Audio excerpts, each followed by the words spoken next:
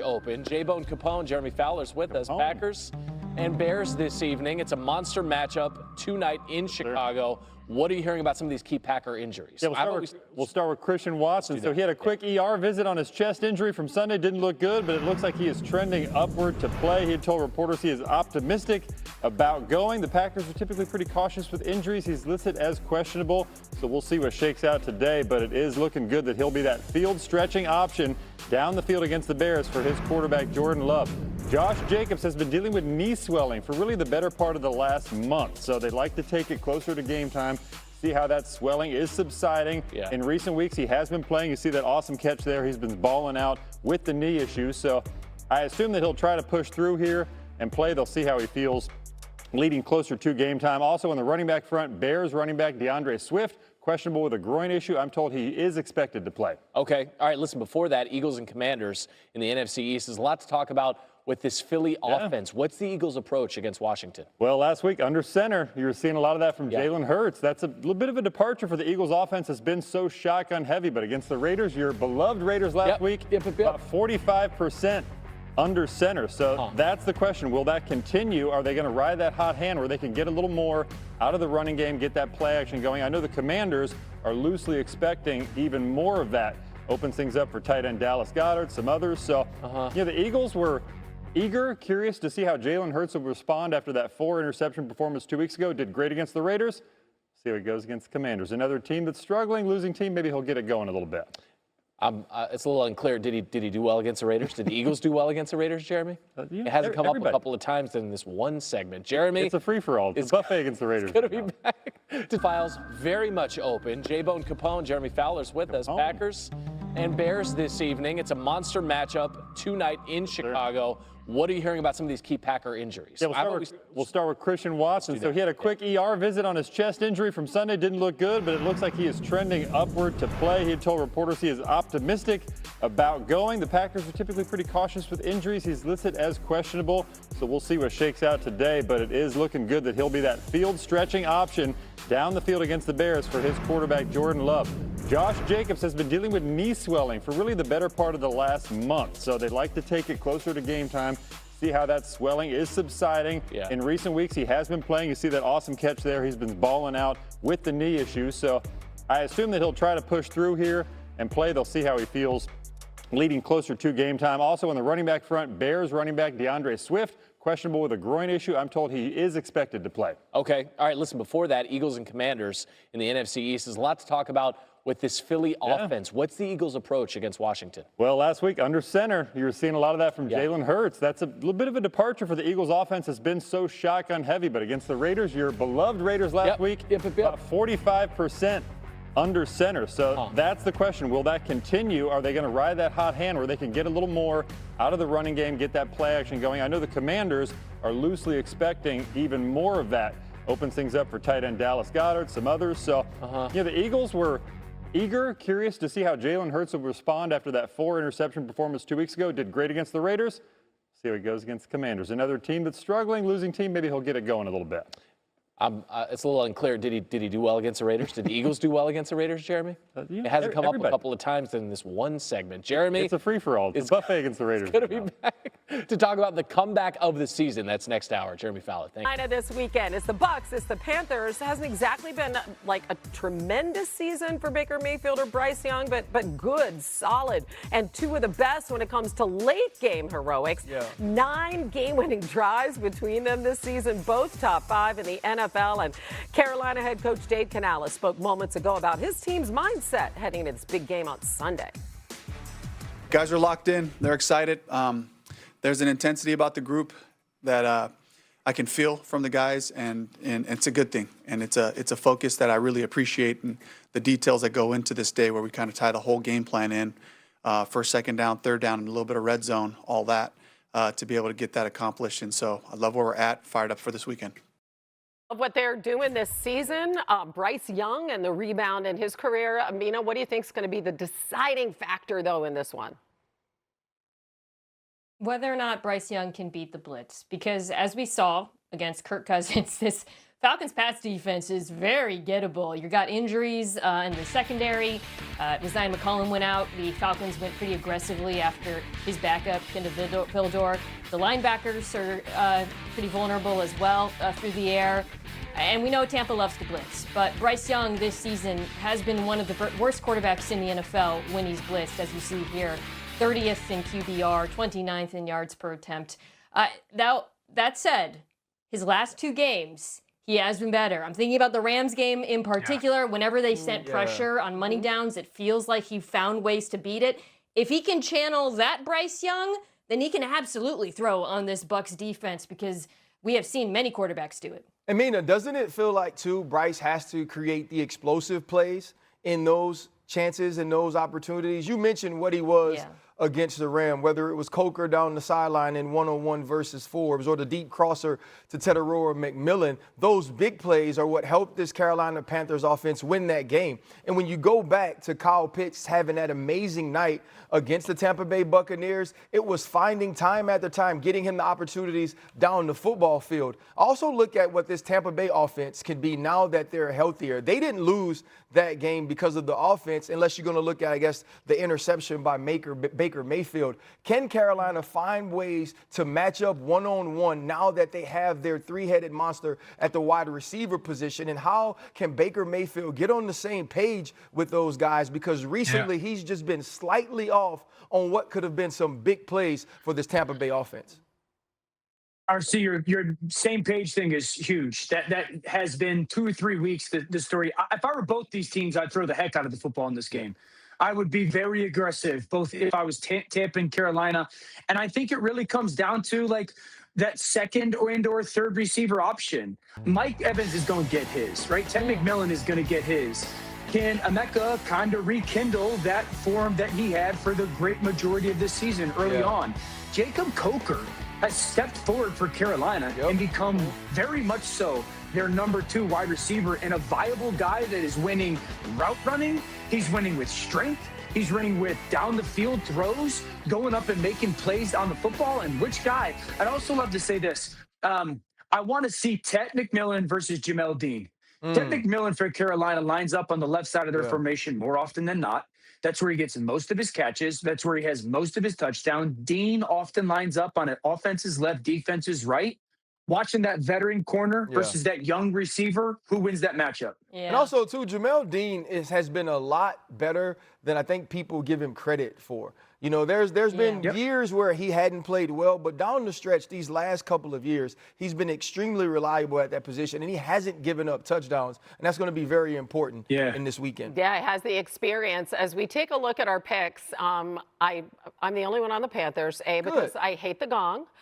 They've had some magic at home, and they meet this team again in a couple weeks. They have to get this one. Hannah, is that okay? Way to be a team player. Way to be a team player. I was just saving us. I was saving us. Honestly, the Panthers win every game they're not supposed to win, so Mina, you said you weren't picking Panthers games anymore. Yeah. I would prefer not to, but they made me. Watching practice today, but there is not definitive news. Well, actually, we may have news coming up. We know when he won't be back. We don't know when he will actually be back after having surgery to repair a partially collapsed lung after a dry needling treatment at the Steelers facility. He did miss, obviously, the team's Monday night win over the Dolphins. We are going right to the source. Our Steelers reporter, Brooke Pryor, for the very latest on his status against the Lions on Sunday. That's right, Hannah. TJ Watt is out on Sunday against the Lions, but the good news is that he was at practice today. He didn't participate, but he was there watching on. And a day earlier, he was, as you can see right there, at the team facility for the Pittsburgh Symphony's visit. They performed for the rookies. I'm sure RC knows all about that. RC the rookies is over here got clapping. to participate with them. Yes. No word on if TJ played the trumpet or trombone, but I'm going to guess probably not. They did get some good injury news, though, while Watt is out and and Nick Herbig is doubtful. Okay. Derek Harmon will be on the field. Ooh, that's big, right? Big run stopper, rookie first-round defensive tackle. Even better, He's from Detroit, and he has played at Ford Field. Nice. Little League championship and in high school. So, and he said he's won some of those games too. So he has a good record there. I mean, listen, they need all the help they can get stopping the run, all right? And he has made a difference when he's been in the game.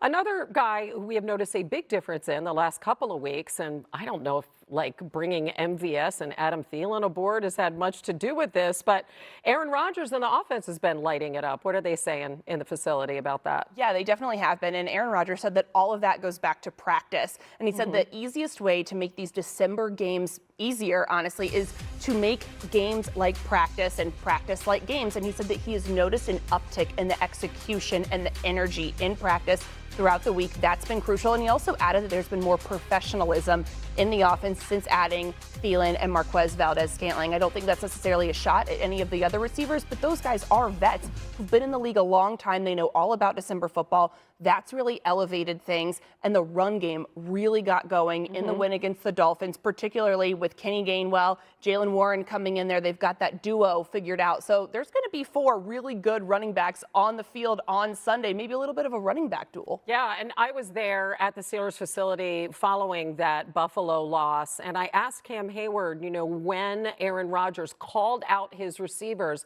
how does that kind of thing land in the Steelers locker room? He said that was perfect for us. We're all about accountability. That's the way Tomlin talks, and he said that like lit a fire under the other guys. Brooke, love having you. Thanks. Happy holidays. love the sparkle, as Brooke always brings. All right, Memal, on the other side of this one, the Lions are fighting to stay in the playoff race.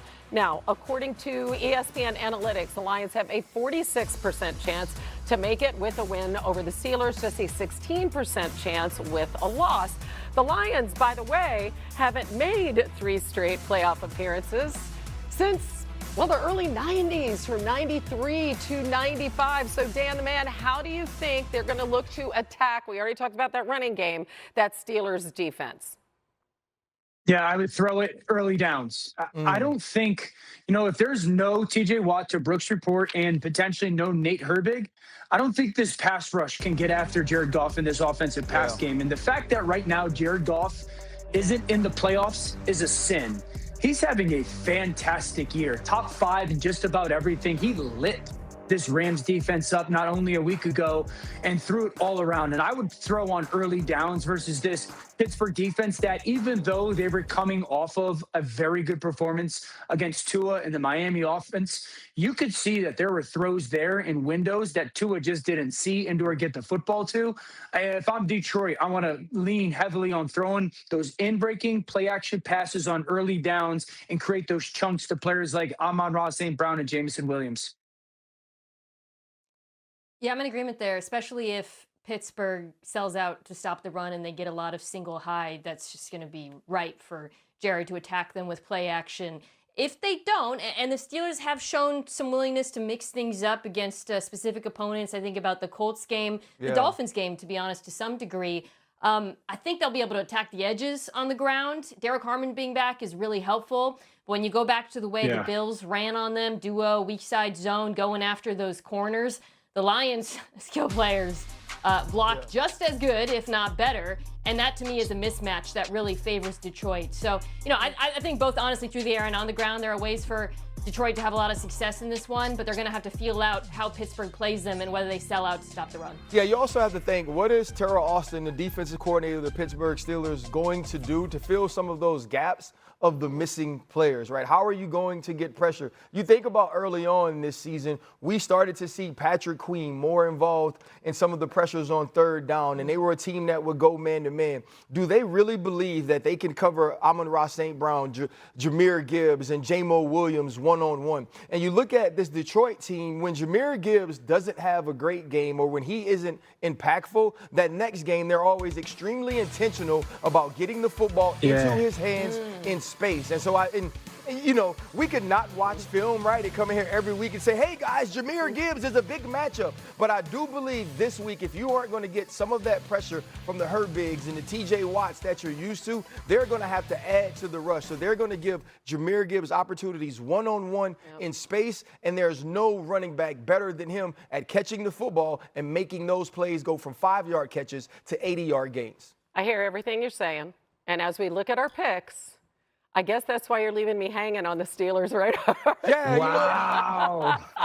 Guys. Wow. Don't put that camera on me, though. Man. Sometimes. No, Ryan, stand on it. Stand on it. You heard us talking about this offense against the Steelers defense? Come on. Hey, sometimes, Mina, We're I just all go like, with yeah, my they heart. could throw on them or they could run on them. They But could I'm run going to on look at the them. film this time. And the film say my that the gosh. Steelers probably ain't going to be able to stop them. Oh, God. So that's where I'm going. All right, I got you. Way to go, I Hannah. don't know why. Yeah. Way to go. Thanks. All right. Meanwhile, the battle for first place in the NFC North will take place in Chicago between the Bears and the Packers. Key storyline heading into Saturday's matchup has been all of the injuries. We know Roma Dunze, Luther Burden, they're out for the Bears. Status of, well, as you can see, some really key players is still up in the air. I mean, we're talking Josh Jacobs, Christian Watson, among the notable questionables for Saturday, but you got to figure out they are going to play if at all possible. What do you expect the Bears to do to make up for the players that they know Just are about to out say, RC? not having Roma Dunze and Luther Burden, like it feels bigger than it actually is. This Okay. isn't a team that really operates with like, these are my number ones or these are the main targets. This obviously starts with the run game with Monungai and DeAndre Swift. And then it's finding ways for Caleb Williams to be able to make plays outside of the pocket. And then once he gets that rhythm, playing on time. When you go back to the previous meeting between these two teams, the Packers actually did a really good job of not allowing the Chicago Bears to get that huge chunk play in the run game. I believe that Ben Johnson will search for that. He'll continue to stay consistent and constant in calling that, and then they'll give Caleb Williams the opportunities in play action passes to take advantage of those matchups based on Jeff Hafley having to stop the run. Yeah, I mean, Mina, Jordan Love really got the better of the Bears in that first matchup. How do you see him potentially replicating that performance and doing so in Chicago? Well, much hinges on the availability of Christian Watson. It sounds like he's going to play. And this applies to the rest of the season, the playoffs that the Packers get in. If Watson is on this field, this offense remains explosive. They can destroy the blitz. They can beat man coverage. And they sure as hell will do exactly what they did last time, which is go after C.J. Gardner-Johnson. Ever since Kyler Gordon went down, the Bears have been living in this big nickel with C.J. G.J. on the field. And Green Bay said, great, we're going to put wide receivers on him. Chicago also blitzed Jordan Love, which was a horrible mistake. He absolutely killed it. They didn't have much choice because their four-man rush doesn't get a lot of pressure. But I would caution against taking a similar approach if I'm Dennis Allen, especially if Christian Watson is on the field, because I have similar success attacking the intermediate and deep parts of the field. Yeah, I get torn with what Chicago at least should try, MK, because I'm with you. Like, don't blitz them. But then good answers. all you are is then all you are is death by 1,000 paper cuts, and maybe you can bow up in the red zone and play better defense. I think for Chicago, 1, yards after the catch have to be just at a premium. You stopping that. This is still, even though they want to throw the ball downfield, Green Bay, this is still a efficient offense. Yeah. I'd love to see Matthew Golden get more touches, but they got to tackle really well because they are going to give up some bigger plays. Yes. Because the style of this offense. But you can't allow the short to become the big one as well. So playing with the proper leverage and tackling in space, I think is going to be huge. And then RC, I wanted to hit just Green Bay defensively against Chicago because if you ask everybody who studies Chicago's offense, there's 2 things you got to stop, really. Zone run game and the bootleg game. Yep. That's who they are 75% of the time. I would have told you the 2 people that were most equipped to stop those 2 things were Micah Parsons and Eric Williams. Yeah. And both of those guys aren't going to play in this game. So I wanted to hear from you with those 2 specific things of zone run and keeper. How do you handle that without those 2 guys? Well, but that's going to be the difficulty, right? It's going to be now, how do you try to apply Quay Walker and also Edgerrin Cooper? How do those guys factor into it? Because a lot of what Evan did in the run game was instinct. He was the 8th man in the box. He was the guy that rotated in. So you're the unblocked guy. So he knew when to shoot gaps. He knew when to keep contained. That's a player thing. That's not an X and O thing. And so if I'm Jeff Hafley, there's going to have to be some times where there's 5 men on the line of scrimmage. There's going to have to be some simulated pressures where I have guys that can be in the run front if needed, and then drop it to the pass if we do get play action pass, if the play does go long. Gotcha. I think I'm very nervous about what happens to the Green Bay Packers in the run game this week because there have been so many individual plays made in the run. And I think Michael Parsons has been underrated in how well he's played the run this year. Yeah. Okay. So should I be nervous? Because, again, I am on an island. I am the only person. Hannah's being a dog today. No. Honestly, Hannah, I thought about it. Hannah, yeah, this okay, was good. You thought about it, Mina. This was I the like toughest. This was the It's a tough toughest one to one to pick. pick. Yeah. Because everything that both Mina and Dan said offensively for the Green Bay Packers still stands. And they both had a great point yesterday about the aggression of Matt LaFleur. Yeah. If he stays aggressive like that, the Chicago Bears are going to give up big plays. And he's 12-1 against the Bears. Up an hour earlier. The Jags put in their 5-game winning streak to the test against the top seed in the AFC, the Broncos. They won 11 in a row, a matchup of 2 of the 4 longest active winning streaks in the NFL. This is the latest into a season where teams are meeting on 5-game win streaks since 2004. So, Mina, here we go. Another tough test for Trevor Lawrence and the Jags. What do they need to be prepared for against Denver? Yeah, I mean, I'm just so excited to watch this Jags offense, which has been on an absolutely heater, tested by the Broncos defense, right? Strength on strength. So one thing I'm interested in from Denver's perspective, since the bye, Trevor's been amazing. The offense has been amazing, but he has been pressured at the 5th lowest rate in football.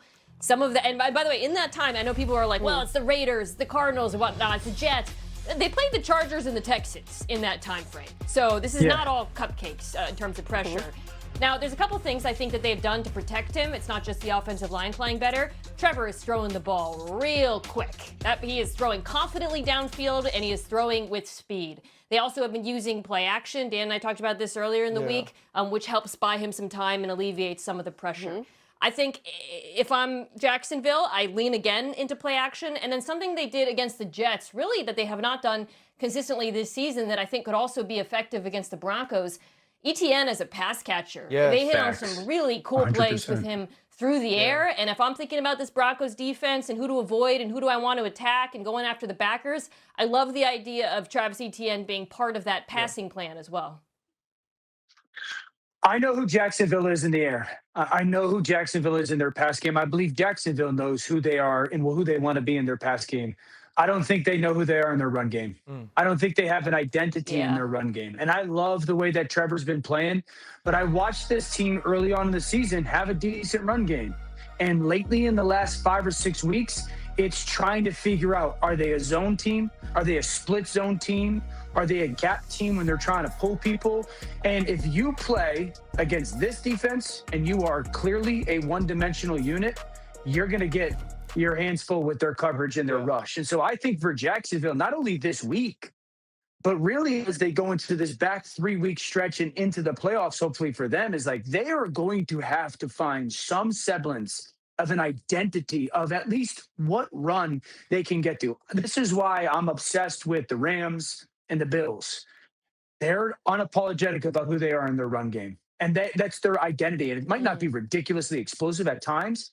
I think the Jags got to find something to be efficient run game wise. Yeah, running game, defense this time of year, down the stretch, so critical. Of course, you got to have a quarterback like Bo Nix, right? Coming off arguably his best game of the season. He's the comeback kid. What do you want to see from him in that offense? Listen, I think the first thing is get the run game going, but Bo Nix has been absolutely phenomenal. And I feel like we don't talk about how big and physical this Denver Broncos wide receiver core is, the way that Cortland Sutton can win in those one-on-ones, what we can see from Franklin, Patrick, and also Lil Jordan Humphrey, who I hate saying Lil Jordan Humphrey. Lil Jordan Humphrey, who we watched last week become a part of this offense He's so as big. well. I know, right? Exactly. But, and so when you look at these wide receivers against, it's Monteric Brown and it's Jordan Lewis and it's Greg Newsome. They have a physicality matchup on the outside. And if Bo Nix can be the passer from the pocket that we saw him be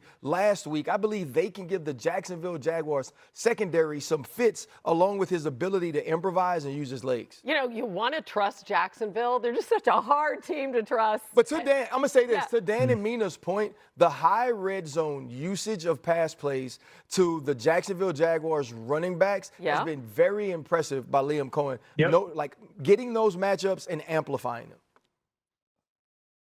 Bo Nix has to be prepared for zone blitzes in this one. That's Jacksonville. Anthony Campanile, their defensive coordinator. They love simulated pressures, playing zone behind it.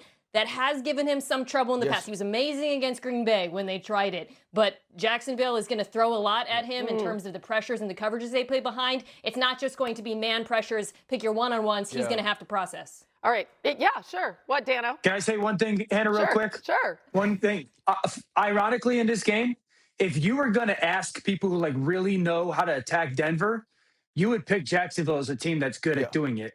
We just think of the name Jacksonville, like how good are you? But it's like have a really good tight end and really good pass catching back, Strange and ETN. And so like there's a little bit of like, all right, how good are you, Jacksonville? Because you do have the pieces to go at this defense. Okay, well, that gong came early. Right in the middle of Dan. I don't like this one. Yeah, but they are at home. They're the NFL's only undefeated team at home. Also, I do think that makes it, swing Jacksonville was so good for 3 quarters against the Texans on offense. Yeah. Like they really were. Until Derek Stingley pulls an interception out of his ear hole. Like until that, this team was very good. And so this is going to be closer than people think. Everybody just forgot about that. Like this team is for real. But again, I hate that we're all picking Denver. I hate it. Jaguars. Like, it's the Jaguars. By less than 85% of leagues and scored in the 85th percentile last couple of weeks. Knox at the Browns on Sunday projected to have 11.1 fantasy points. That would be his 3rd highest this season. New on NFL Live from Jeremy Fowler. Veteran pass rusher Matthew Judon intends to sign with the Bills practice squad. The former Pro Bowler released by Miami earlier in the week. We'll see how that plays out. Meanwhile, we have the Pats-Ravens matchup coming up, featuring 2 totally different-looking teams in prime time this season. The Pats 3-0 in prime time, holding opponents to just 16 points per game. Now, the Ravens score as much as the Patriots do in prime time, but they allow over 29 points per game, 1 and 3 in prime time as a result. All right, Dan, what are you most excited about in this one? I really want to see how New England responds to choking. I mean, that's what that game last week was. That was the worst choke in the history of their organization. And there's a little bit of pressure on this team now. This is still a somewhat young football team, specifically on the offensive side of the football. They obviously have a superstar young quarterback. And so, yes, they got to play better red zone defense. And can they handle Baltimore's run game and all that? But this is more about more than X's and O's for me. I just want to see how this team responds because now 3 games left. They're coming off of at home giving up a 21-0 lead and playing relatively poorly in the second half on offense.